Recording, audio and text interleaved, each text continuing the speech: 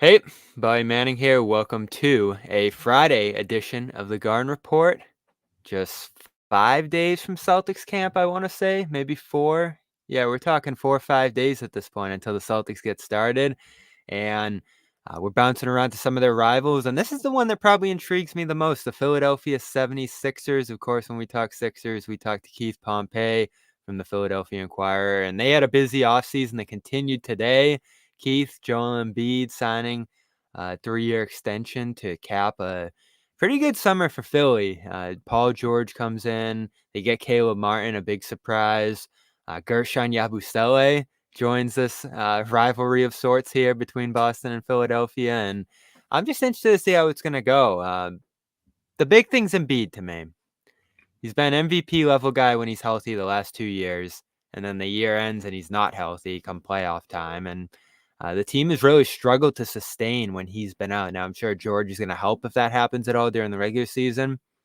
But I consider this team the biggest threat to Boston in the East if they're healthy. But if Embiid goes down, I just throw my hands up and they could fall to being like a 6-7 seed like they have shown the last couple of years here. So I don't know how to judge this team going in. Yeah, that's great. I mean, great observation. This is a team that is tough to judge. The thing about it is, Paul George, I will say that having him there, if Joel Embiid does go down, he will help Maxi out tremendously. You look at him, he could be a guy that's going to help take some of the pressure off of Maxi that Maxi normally experiences when Joel is down. But we can't get it twisted. I mean, the reason why they are considered a team that can contend is because people are anticipating that Joel Embiid will stay healthy, or they're basing it off of his health. And without him, they do lose a lot because you look at it. The Sixers can play, but I don't know if they can beat the Boston Celtics in a 7-game series or the New York Knicks in a 7-game series if Joel Embiid is injured. Yeah, in 39 games last year, 60-60 year before that, 68, 51, 51. He's gotten hurt pretty much every year, and it all goes up back to the first couple of years of his career that he missed there. A lot of times it's been the knee.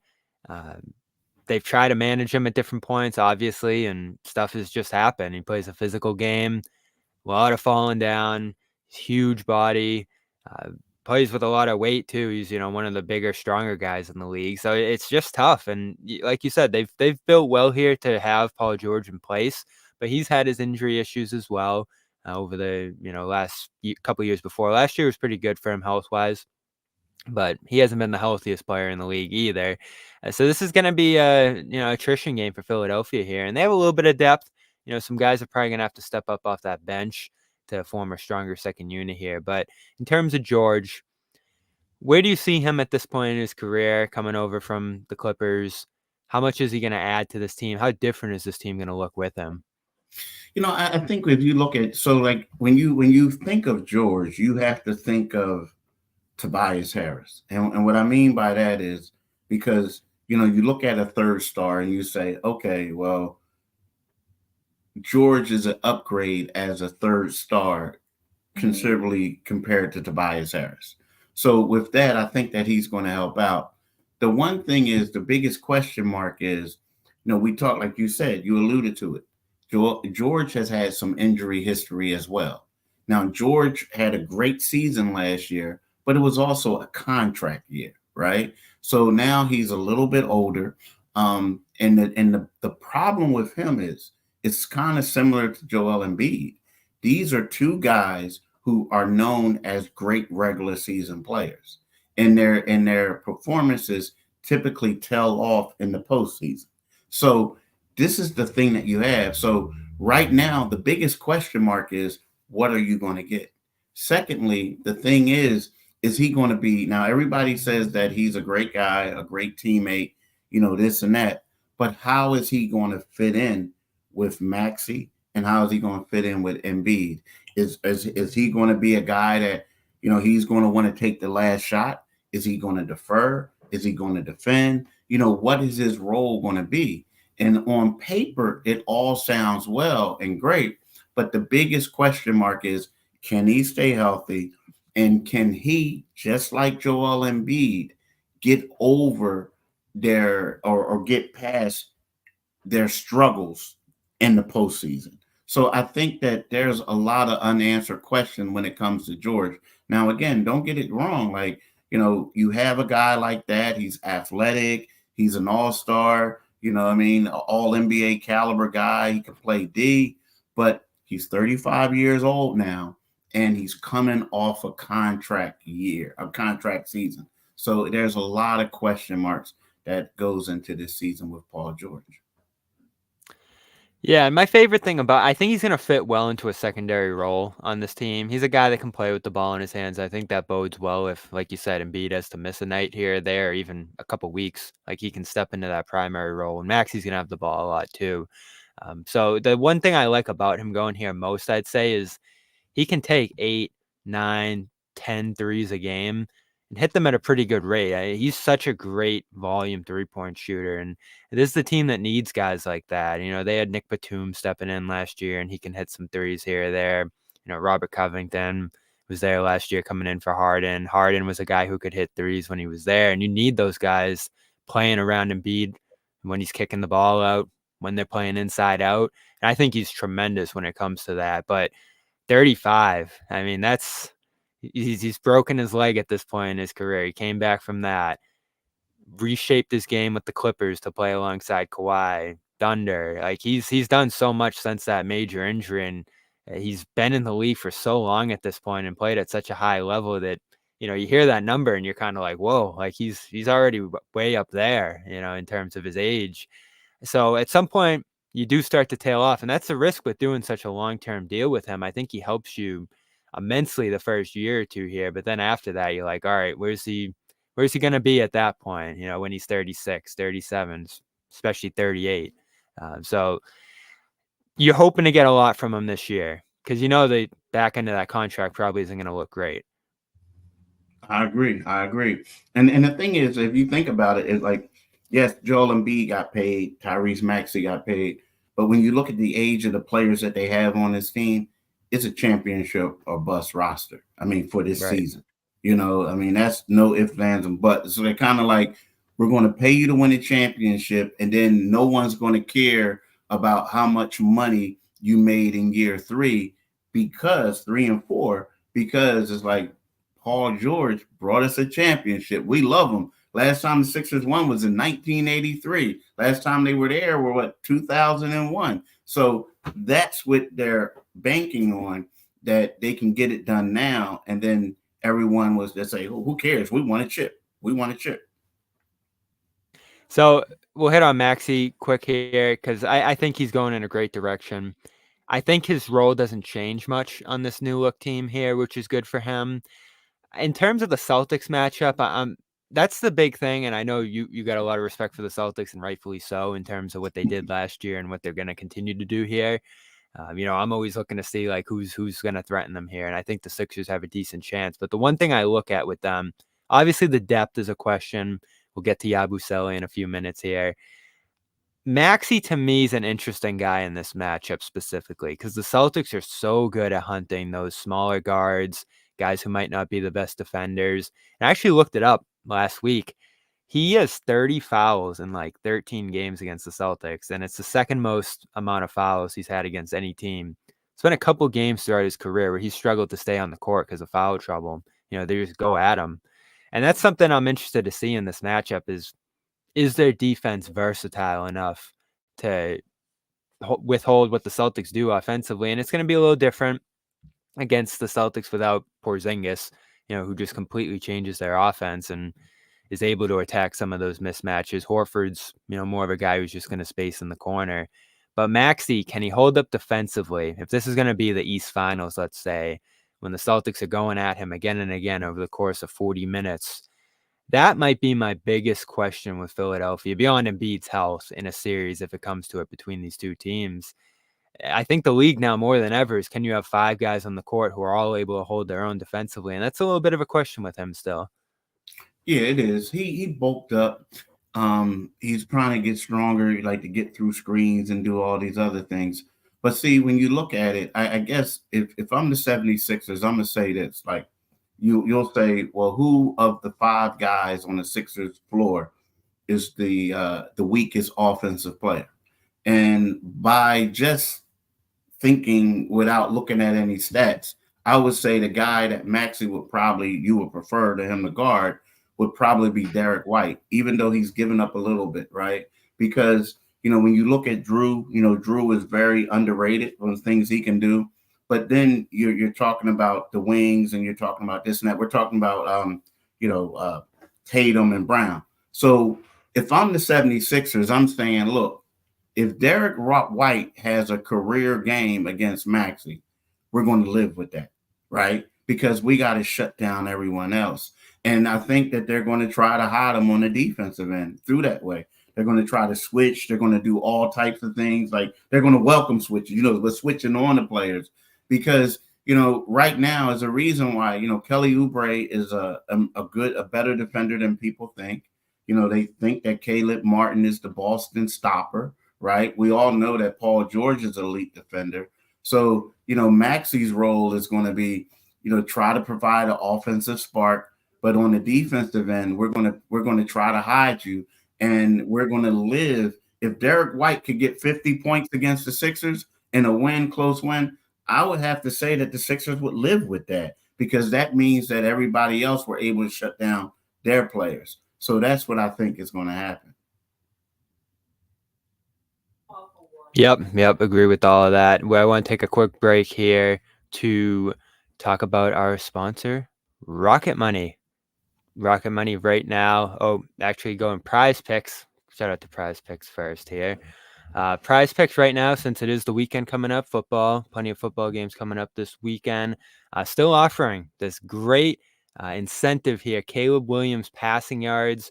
All you got to do is get 1 yard from Caleb Williams, more than 1 yard, and you're going to win that square on Prize Picks right now. And that's going every week of September. It's September 20th, so it's going by fast right now, and you can win up to 100 times your money on Prize Picks with as low as 4 correct picks, and that's already one right there. It's America's #1 daily fantasy sports app with over 5 million active members. It's the easiest and most exciting way to play daily fantasy sports, our official daily fantasy sports partner here at the Garden Report and CLNS Media.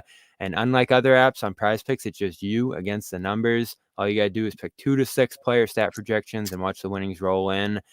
So go to prizepicks.com or Prize Picks, the app right now. Use code CLNS. Get $50 instantly when you play $5. Just use code CLNS on Prize Picks to get $50 instantly when you play $5. You don't even need to win to receive the $50 bonus. It's guaranteed. Prize Picks, run your game. So the thing I was most interested to ask you here, Keith, is the former Celtic coming over from France after his big Olympic run, Guerchon Yabusele. I don't know what to expect from him here. He shot well through the run there. He's had some solid stretches over in Europe since he left the NBA shooting the three, and that's probably going to be the swing skill for him here. Big body, a guy who can move, a guy who can maybe factor in defensively to some of the things Philadelphia wants to do here and allow them to play bigger. What intrigued them about Yabusele? What do you think makes this a good fit for him here? I think the main thing that intrigued him was, his success against Team USA and his success in the Olympics. I mean, I believe he averaged 19 points in the medal round, right? And everybody knows about the LeBron James dunk and how like his play basically turned Rudy Gobert into like a bystander just watching from the sidelines, right? I think when you look at and I'm gonna call him the dancing bear, right? Because I'm always butchering his name when I say it, right? So when you look at him, you have to say that, is he a starter in this league? No, he's not. But he could be a guy who can come in and give you some minutes and play against, other teams' power forwards. Now, there are not a lot of traditional power forwards anymore, but when you go up against like a Julius Randle, he's a guy that you can hope that can, get physical with him and do some other things and bring energy off the bench. So you look at it, I like the pickup. And the reason why I like the pickup is because outside of him, the only other power forward that they have on the roster is KJ Martin, who's 6'6", 210 pounds. He's really a wing, but he just so happens to have to play power forward. And right. So when you look at it, they were going after Marcus Morris, right? Another former Celtic. They couldn't get him. It was just prolonging, and the Dancing Bear had a pretty good Olympics. And what happened is he wanted to come back, and they were able to get him for the minimum. So I like it. As far as now, maybe not I don't know if I'm gonna put him on Jayson Tatum because he's going to get exposed. But when you go up against a Julius Randle or traditional, like power forward, I think he can give you some solid minutes that way. So for not having a power forward, I really like what he brings, but he can't guard everyone. And here's the thing, you are right, because a lot of times what people do is they see what people do in the Olympics, and then all of a sudden they think that translates to the NBA or what they did there. I'm not saying that, but what I am saying is that for a guy on the minimum, a guy who can give you some minutes, a guy who has some girth on the position that you didn't have anyone, I think that's a solid pickup for him. Yeah, there's a lot of girth on this roster when you look up and down here. I'm interested to see who's going to be the fifth starter here, because you pencil in George, Maxi, Martin probably starts too, right? And of course, Embiid. It leaves an interesting discussion on the fifth spot. Like, do you go two guards? Do you go with a wing? Could Yabusele fit in there? I've heard some people talking about that. Who do you think would be the most likely fit for that fifth starting spot?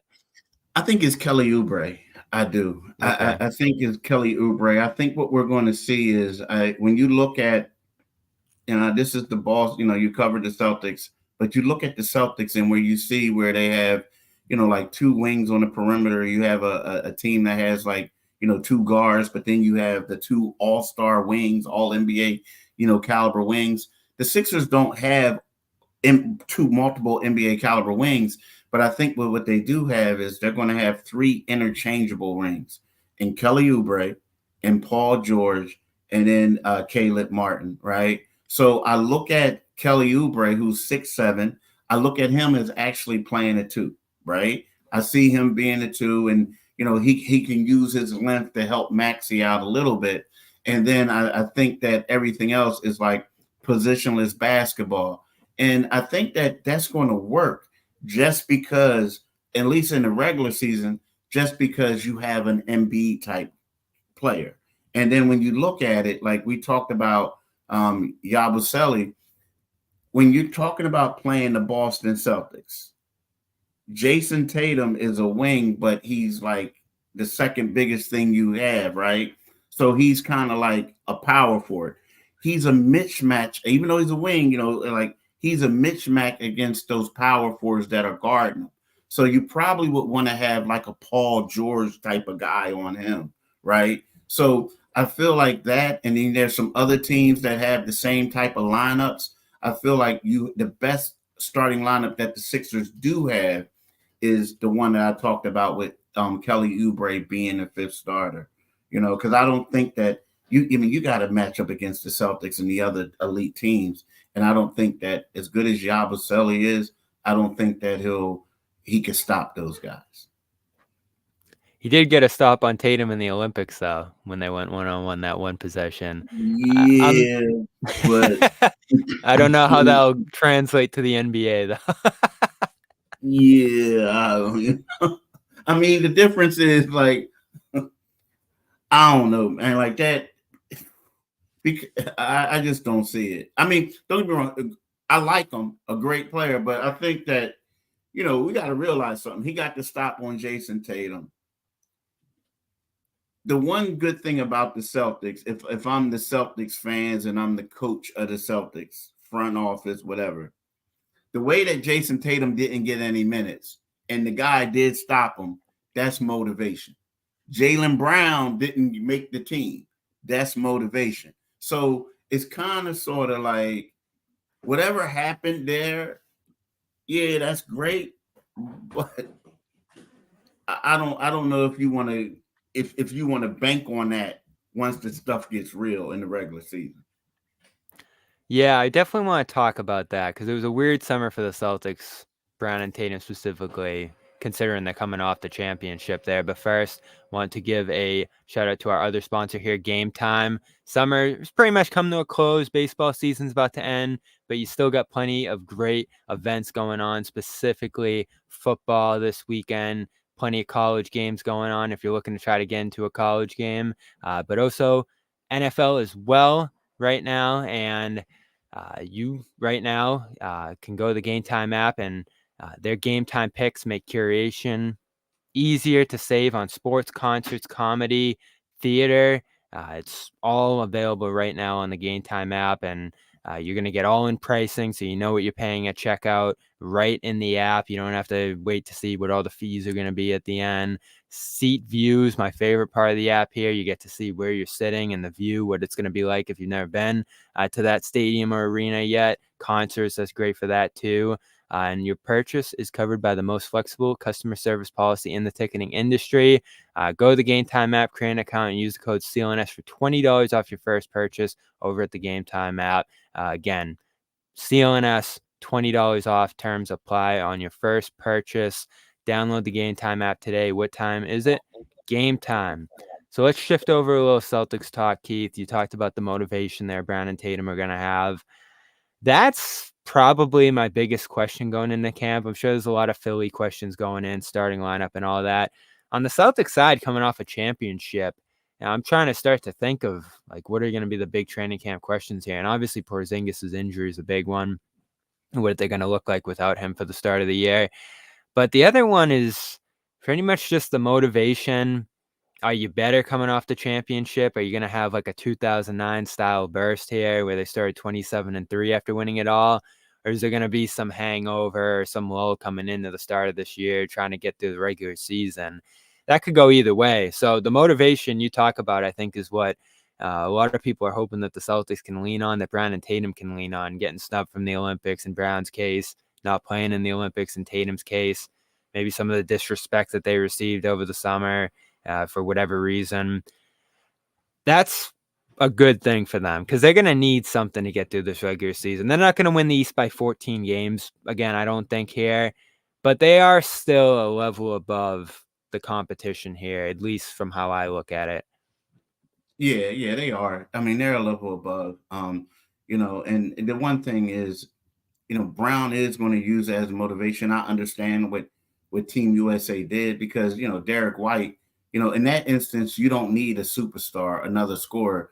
You need an elite defender, and that's what they got, right? So, but I could understand him using it as motivation too. And he has a right to do that. But the thing is, I feel like I said before, if I was a Boston Celtics fan, if I was the coach, if I was the front office, if I was teammates in the locker room, I'm extremely excited that, what I can say to these two guys, the two best guys on the team, they don't respect y'all. No one respects you. You guys won the championship. You did what you did. You guys are the two highest paid players in the league, but no one respects y'all. And you have to go out there and prove it. And they're going to be motivated. And then, not only that, I mean, they're smart enough to know that right now the Boston Celtics are the A standard. They are the team that when they go to Charlotte, when they go to, you can't say Sacramento anymore, but they're going to go to like a struggling team that these guys everybody's going to want to give their A game against the Celtics. So it's great for them to have some type of motivation. But you're right. Those are the two storylines. Porzingis is already, everybody expects him to come back in January. And let's face it, to a lot of people, the NBA season does not start until Christmas, right? So what's going to happen is everybody's going to be caught up in Boston with the Patriots and everything like that. And then all of a sudden you want to wait. And then January. And then if Porzingis doesn't come back, then they're going to be like, uh-oh, we may be in trouble. But, these two guys, they are the storylines of the league on seeing how they're going to deal with it. And I'm pretty sure they're both going to use it as motivation, to prove that they are the two elite wings, the best wing tandem in the NBA. Yeah, and if Porzingis is back for January, you're going to see the Celtics and Sixers go against each other for the most part with him in the lineup. They backloaded these games for the most part in the schedule here. They play for the first time, I think, on Christmas. So maybe that'll be Porzingis' first game back. It's in that timeline, about 6 months after the surgery. So that'd be a great day for him to come back and have these two teams going at each other at full strength here. I am interested when it comes to this matchup also, how the Celtics go about containing Embiid, because they've been so great at it in the past. Horford has had about as much success defending him as anyone in the league here.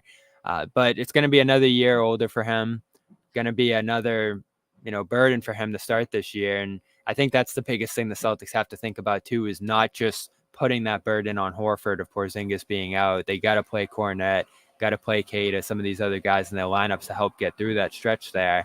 So do they have enough inside against Embiid if this does become a series here? I think that's another question have to look at here. I still believe in Horford being able to be part of the equation of slowing down an Embiid.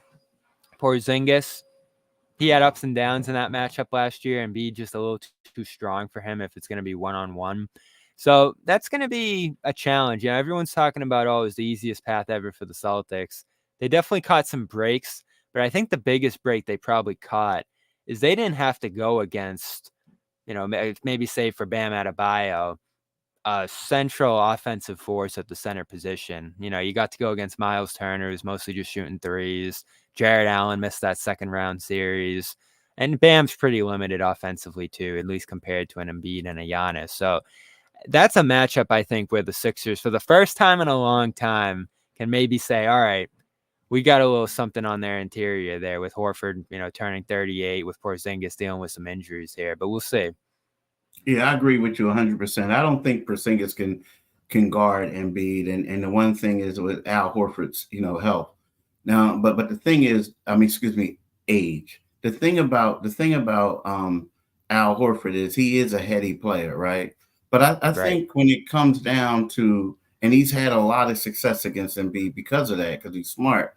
But I think the biggest question mark is, and if I think Embiid can dominate them, but it's up to Embiid. It's up to what Embiid wants to do. See, the problem is in the past, like Embiid always felt like he had to do it by himself. And the Celtics were always well coached to a point where they would let him like try to take over, do too much, and teammates didn't get involved. Even on nights when he had great scoring performances against the Celtics, he always was tired at the end when it really mattered. Or when he had poor shooting performances, he never dished off the teammates, right? Because he didn't have confidence in them. So I feel like, Embiid can have success, but what Embiid is going to have to do to help him have success is, right now you have a Paul George. You got to get him incorporated in the game. And what that's going to do is it's going to free stuff up for you. And in the past, if you notice, when stuff went wrong, Embiid was like, well, we need more help. We need this. We need that. But a lot of times it was because he felt like he had to win it by himself. And now you have a Paul George. And I honestly think that, because of because Al is older, Kristaps is a great player, but he can't guard Embiid. That if Embiid can do something where, like in the past, let's face it, you would have those guys, but you would have like a Marcus Smart also tailing, double teaming them. Well, if you can get these other guys involved in the game and then the ball swings back to you, I think Embiid could feast on a 38-year-old Al Horford and a Kristaps Porzingis. Yeah, and they can play those guys together sometimes, go to a bigger lineup. Tatum, Brown, that's tougher if you're going to try to throw them on him for some possessions. Holiday did it a little last year, and I actually thought he did it well, in the couple possessions they went up against him, and that was a big addition for Boston last year. So it's still a versatile defense, still, one that's capable of being top 5, top 10 in the league at this point. But Horford was so central to those matchups. And listen, I'm never going to doubt Horford. I'm never going to, question his preparation, how he's built himself up for these seasons to have this amount of success this old.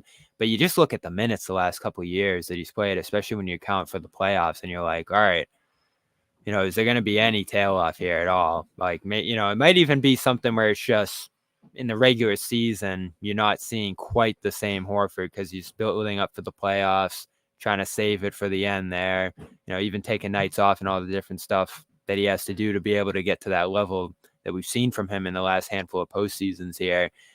But 38, 39, 40, how long is he going to play here at this point? Like, those are big things for the Celtics here, especially when you have Porzingis as injured as he's been. And I think they fully expect Porzingis to be able to get back and not have any lingering issues from this injury, from this surgery. But something else could pop up right away. I mean, in the finals last year, he comes back from that calf, has that great game one, and then right away in game two, it's a completely different injury that, sidelines him completely. And the tough part, I guess it's less for me about can Horford do what he's done the last couple of years again, and more if you're missing Porzingis at any point, all of a sudden everything's on Horford at that spot. So that's the tough position they're still in at that center spot. Is they've been so blessed to have this version of Horford the last handful of years that they've almost come to rely on it too much. And I think Drew said it last year. I think Jalen said it at one point. We rely on Horford a ton. We probably rely on Horford too much. Yeah, I agree. But the one thing I do feel like, in the past, the reason why the 76ers had a lot of success against Embiid was because the Sixers never were able to get a third star going. And with that being said, it was easy for you to have Marcus Smart. It was easy for you to have a Drew Holiday be able to do it. Now we're talking about two of their best defenders. So if you can but see, if Tyrese Maxey, who in the past have had his struggles against the Celtics, right? But if you can get Tyrese Maxey involved, having a good game, and then you can get Paul George involved, I feel like you have to defend Embiid differently because you got to put out the fires out there, and it's going to free Embiid up. And I honestly think if it's if those guys both of those guys are involved, I just feel like Embiid is just going to be too tough to guard. You know what I mean? Too tough to guard. And you can have both of those guys come in, and they could probably double them or what have you. But at the same time, you got to put out the fires with Paul George, right? With Tyrese Maxey. So that's all I'm saying. Don't get me wrong. They have done a great job in the past, but in the past, who was the third scorer? They didn't really have one. They didn't. You might have James Harden and Joel chucking gunning like in game 7 they did, but they weren't getting anybody else involved. I feel like if you could get a third star going, Boston has to change the defense, so to speak, against Embiid. Yeah, that's a great point because that's probably led to some of the fatigue issues for Embiid at the end of these games too, is just having to rely on him too much. And that's still going to be a factor. He's got to be at his best in crunch time late in these games. And some of that's going to be him shifting his mindset a little bit to rely on the teammates more than himself in those spots. So that'll be interesting to watch early in the schedule. I want to get to him versus Tatum, as they go into the, another season, both those guys vying for an MVP award at this point. First, want to shout out one of my favorite sponsors here, HelloFresh, and it's great meals delivered to your door. And right now they're offering one breakfast item per box while your subscription's active. Right now, HelloFresh, America's #1 meal kit, bringing home-cooked meals right to you. And you don't always have time to pull it off. I know cooking, not the most convenient thing for most people, but they handle all the meal planning, shopping, most of the prep. You get prepackaged ingredients and lay down instructions that make it easy. And there's some recipes that are fast on here too. You can tailor it to your time, your diet, when you want it every week. You can skip a week if you want, adjust your delivery date. There's a lot of customizability here, and they're offering an ever-changing menu of 50 recipes to choose from every week. Just pick your meals and your delivery date. It's that simple. Right now, over at HelloFresh.com, free breakfast for life.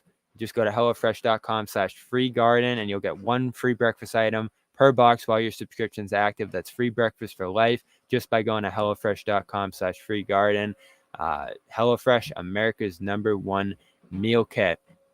So I'm interested in your thought on this, Keith, because it's been a discussion. Everyone puts out their lists at the start of each year, and I think most people are going to have Jokic number one, Giannis right up there with him, Luka and Shea. They were in that MVP mix last year, so they're probably running out a lot of people's top five. And when you get to 5, 6, I feel like that's where most people, myself included, have Embiid and Tatum in some order there. And it's a tough one, right? Because like you've said, Embiid's had to do everything.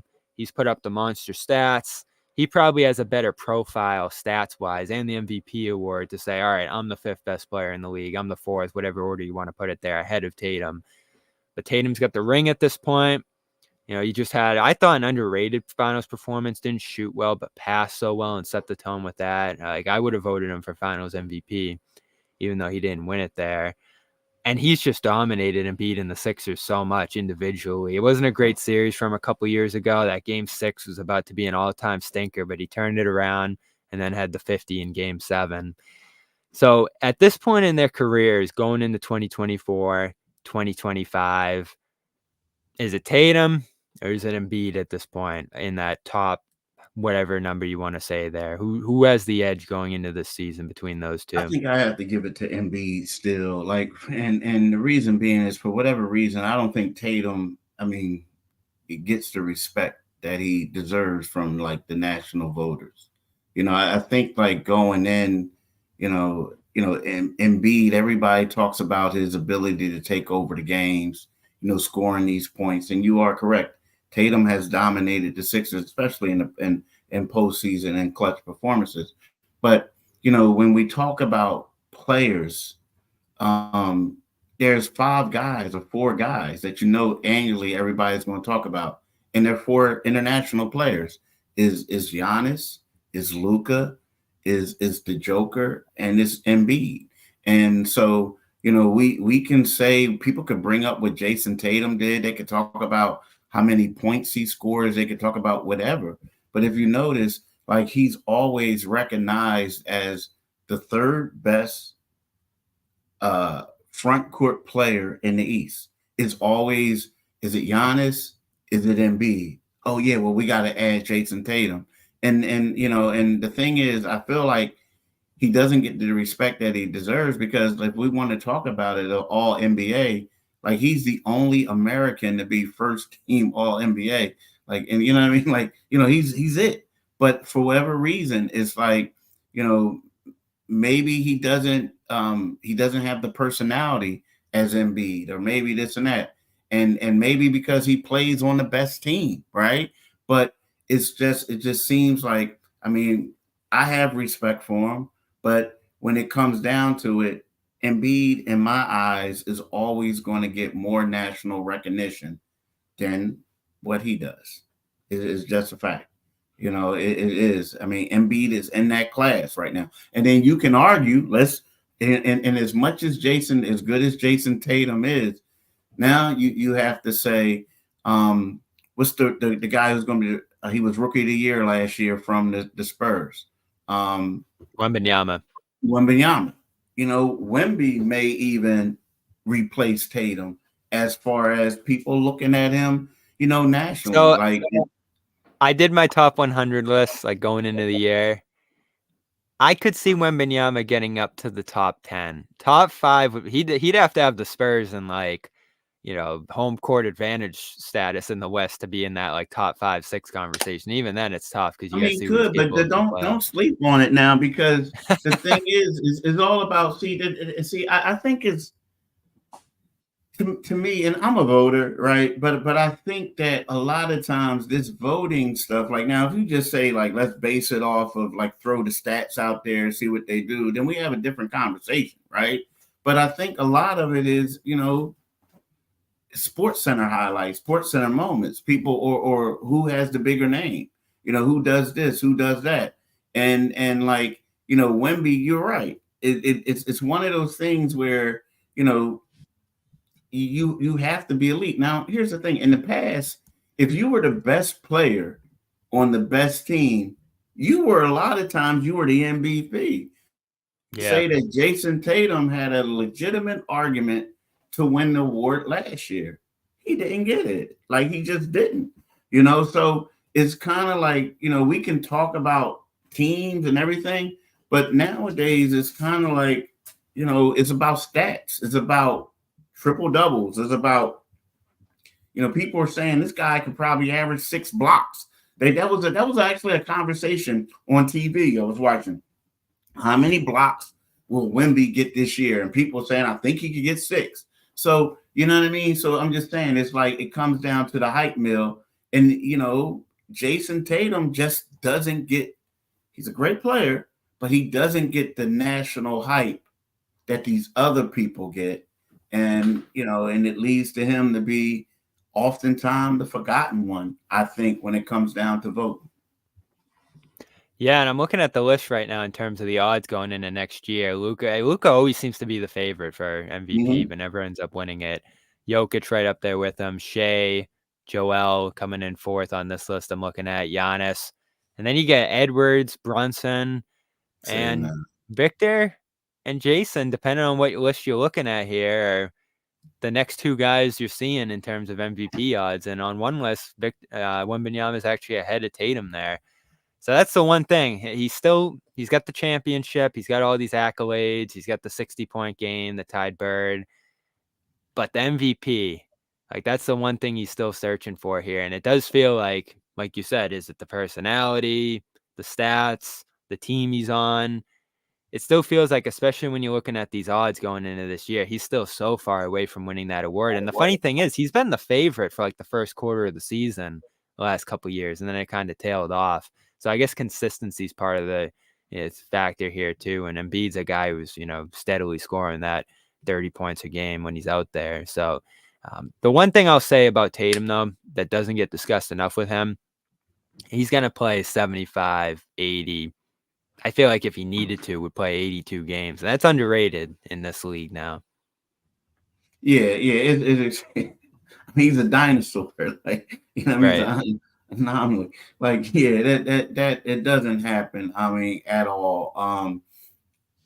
It just doesn't. But he's a good player. I mean, they play in a great system, and like you said, unfortunately, he's always the front runner, right? Because guess what? Especially last year, the Boston Celtics established themselves as the best team in the league, right? And then all of a sudden, what happens is when you have that much talent, you can't afford to be a ball hog, right? And so, whereas another player will score 70 points, or another player's team is in 5th place and they move up to 3rd place in their respective conference, then all of a sudden it's like, yo, look at the week he's having. He's balling. But when your team is number 1, right, all the way from whatever, it becomes an old story. It's like, oh, well, they're just doing enough to get by to win. But it's the other guy who does scoring these points, the other guy who brought his team up a little bit, even though we know they're not going to win the championship, they're going to get the MVP. But you're right. He does everything that he could do. Now, the one thing I think that maybe perception in the past, how like back in the day, it looked like he was a gunner all the time and stuff. And people like, oh, we don't like that style of basketball. But the one thing that he showed us in the championship, that's no longer true. He was making great plays, and his passes and his selfless play enabled them to win the championship, right? Because he sacrificed stuff for the will of the team. But I do feel like, because he's not doing what he used to do, people are overlooking him. But at the same time, if he did what he used to do, then people will say, oh, he's just a gun. So I feel like he can't win, man. I just feel like he can't win. And some of these other guys, maybe they have more unique personalities, right? Maybe they're just more outgoing. But it just seems like a lot of these international players are the ones that everybody gravitates toward. Anthony Edwards, what do we think of him? He has that dog in him. He's going to dunk on you. He has a great personality. Now he's one of the guys in the top 5, So there's some dunking. Huh? There's some dunking there with him for sure. Like, Yeah. he's not going to be Kobe. He's not going to be these other guys that, Yeah. get the acclaim and flash and stats. But, you look up and the Celtics are right there every year winning, and he's got all these different intangibles and skills, and he's a better scorer than Duncan was. Certainly, he's got that upside there. But that's what I keep thinking of now, where it's like you look at him and people aren't captivated by what he's doing necessarily, but it's leading the winning, it's leading the results year in and year out with him there. And I don't know. There'll be a time, right? The roster, they'll lose guys. Guys get old. Guys are going to move on here, and there'll probably be a time again, depending on where the roster goes, where he'll have to be that gunner again, and maybe that's when he'll get the respect at that point, or maybe even the MVP. But it's just interesting where his career is at with the perception right now, because I can nitpick his game. Everybody can nitpick his game. He had a weird shooting summer. In the playoffs, he wasn't shooting great. Some inconsistency here or there, but he can do it all. It's like he can do it all, but he's not a master of any individual skill. Like, he's not the best passer in the league, not the best scorer in the league, not the best defender, but he can do all that stuff. So maybe that's part of it too. Last question I got for you here. Where do you see the Sixers stacking up in the East? Where do you see the standings kind of falling at the end of the year as you look at the East right now for the Celtics, Sixers, and some of the other teams in that mix, if you had to say like the top six right now? The top six. Wow. I keep going back and forth with the Sixers, right? The Sixers are a top 3 team. They're going to be a top 3 team. But I keep going back and forth with second and third. I have the Boston Celtics. They're the class of the league. They got just about everything coming back. They're the class. They're motivated. But the thing is, when it comes to different, I like what the New York Knicks did. So I give the Knicks the slight edge over the Sixers, but it keeps going back and forth. Today, I give the Knicks a slight edge. I think that what the Knicks did is the moves that they made is going to help them defend the Celtics, right? With Mikal Bridges, you got him there. You have some toughness. You have Julius Randle coming back. But the problem that they have is if they don't get a backup center, I think the Sixers may be able to take advantage of that, right? They may, if they're healthy. But right now I have the Knicks slightly ahead of the Sixers. But if you asked me that earlier today, or if you asked me that tomorrow, it could flip-flop, right? The one team that I think a lot of people are not giving a lot of credit to, and, they look like they had a Cinderella season last year in the playoffs. And everybody keeps saying, well, the Knicks were injured, and that's the reason why they didn't do this and that. It's the Indiana Pacers. I do believe that the Indiana Pacers are a good enough team to finish 4th.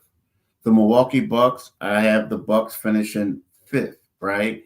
The problem with the Bucks is, to me, is that, they're the team constantly underachieving. And I don't know, they got the big names. They have Dame, they have Giannis, but, Dame's had some injury history. The other, what's his name? Chris Middleton. He's not the same player that he used to be. So I probably have, him, taking a little step back. Giannis, they're getting old. They're getting old. Yeah, that's a great way to say that. So they're probably going to be number 5. And then I'm just going out on a limb right here. I know some people like Cleveland, but I'm going out on a crazy limb. And people might think I'm a fool, but I'm going to say it's going to be the Orlando Magic. At number 6. At 6. I think those. Yeah, they were in the mix. They finished 3rd, I think, on the last day of the regular season last year. Last couple of games. It was stacked, right? So it's not. But I like what I see. They're quite not there yet, but I like what I see, and I think their coach is extremely underrated.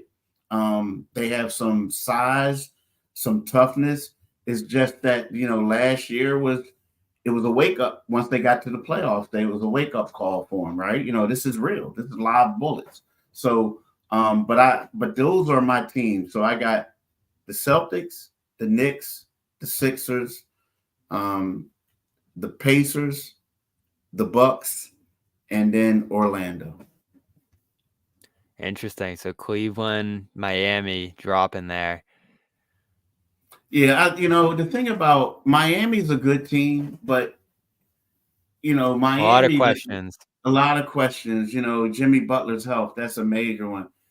Cleveland it's kind of like, they're going new coach again. I feel like Cleveland was able to beat Indiana in the postseason and stuff like that. Not Indiana, Orlando. I believe that's where they played. Orlando. Orlando first round was because these were young pups, and it was kind of like their first time in the playoffs. Like you play They 82 still went games, 7. and it's exactly so it's your first time and you don't know. So I just feel like I don't know. I just feel like Miami has so many question marks. They lost Caleb Martin, who was huge. You can't keep losing players and expect to produce the way you do and go on runs.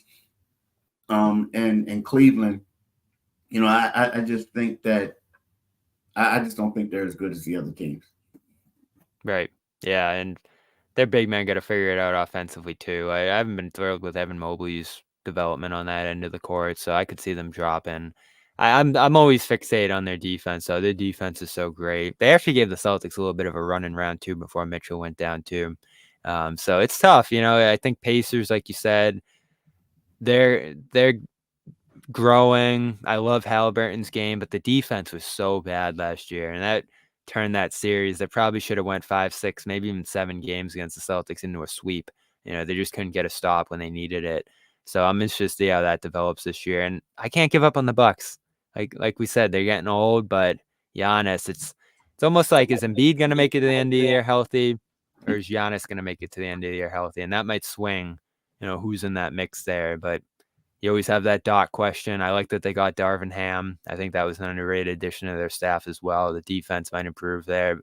Lillard, what's he looking like at this point? He and Giannis didn't play off each other as much as I thought they were going to, and ended up being a more awkward fit than I thought it was going to be. So Yeah. they disappointed in that sense too, but they blew out the Celtics twice on their home court. So, when I stack it up, I thought the 5 teams who played the Celtics toughest last year were Philly. Early in the year, they had those couple good games. Minnesota, Oklahoma City, Denver, and Milwaukee. I thought Milwaukee played the Celtics really tough last year, but Middleton's got to stay healthy. I think Brooks 38, I want to say. Yeah. I mean, Yeah. he's getting up there. And, it's some younger guys, younger cast around them there. So that could go either direction. I don't see it going as bad as it did last year with Adrian Griffin getting booted out mid-season and Doc having to take. I mean, that's about as crazy as it gets. Yeah, that was wacko. Yeah, it was crazy. He's Keith Pompey. Appreciate him stopping by as always to give some great insight on the Sixers. You can follow his coverage of the 76ers as always over at the Philadelphia Inquirer. Appreciate you stopping by, Keith, and looking forward to seeing you on Christmas this year. Yeah, man, anytime. And thanks for having me on the show. I love being on your show.